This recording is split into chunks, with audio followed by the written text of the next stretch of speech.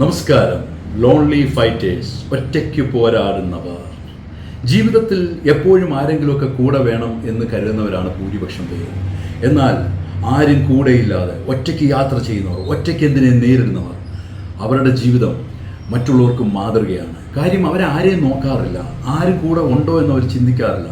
അവരുടെ ജീവിതം മുന്നോട്ട് കുതിക്കുമ്പോഴും പരാജയപ്പെടുമ്പോഴും അവർ ഒറ്റയ്ക്കാണ്. അതാണ് അവരുടെ ശക്തി, അതാണ് അവരുടെ ദൗർബല്യം, അതാണ് അവരുടെ വിജയം.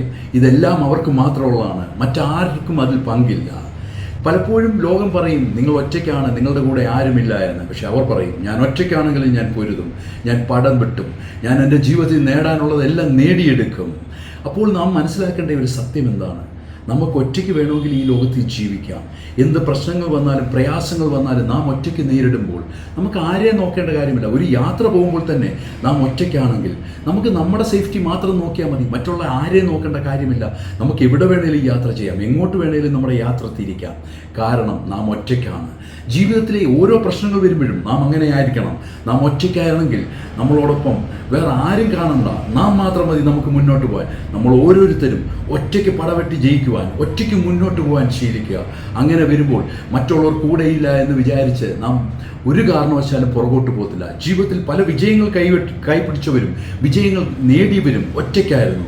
അവരോടൊപ്പം വേറെ ആരുമില്ല. അങ്ങനെയുള്ളവർ വീണ്ടും മുന്നോട്ട് കുതിക്കും. നിങ്ങളുടെ ജീവിതവും അങ്ങനെ ഒറ്റയ്ക്ക് പടവരുതി മുന്നോട്ട് പോട്ടെ എന്ന് ഞാൻ ആശംസിക്കുന്നു. ദൈവം നിങ്ങളെ അനുഗ്രഹിക്കട്ടെ. ഞാൻ നിങ്ങളോടൊപ്പം ഉണ്ട്, നിങ്ങളും എന്നോടൊപ്പം വേണം. ഞാൻ doctor Douglas K. Thank you.